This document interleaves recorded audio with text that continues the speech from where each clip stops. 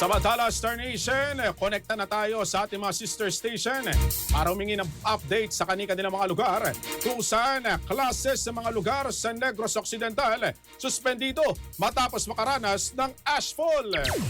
Para sa buong detalye ng balita na yan, makasama natin live and direct mula po dyan sa Star FM Bacolod, si Star DJ Yuno, na kung saan Star Nation ay kailangan na, kagabi po nangyari ito pong pagsabog ng naturang bulkan na kung saan nasaksihan din po ng ilang mga residente.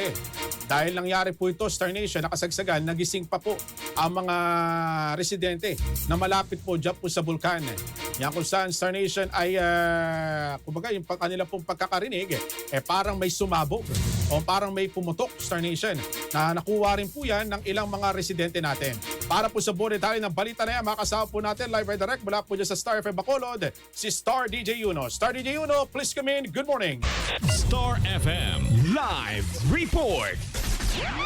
Umabot na ang ashfall sa ilang karatig lugar na malapit sa Bulkang Canlaon, lalong-lalo na sa Imamaylan, La Castellana, Binalbagan at Kawayan, Negros Occidental. Pagkatapos ng isang moderately explosive eruption kagabi na tumagal ng 2 minuto at bumuga ng abo na umabot na lampas 1 minuto alas 7:04. Pebrero 26 ngayong taon. Nakapagtala naman ang Philippine Institute of Volcanology and Seismology ng 14 na volcanic earthquakes sa bulkan.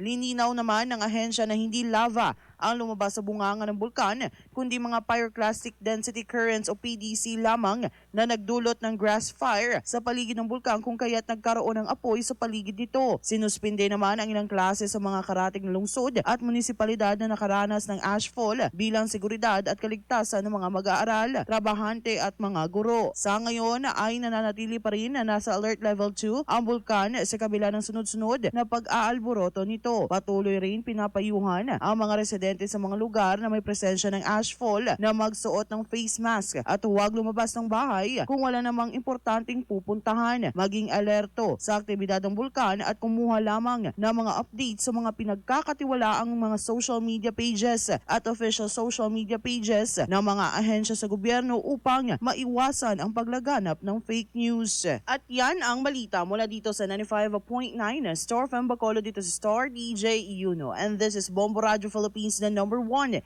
and most trusted source of news and information. Basta Radio. Bombo!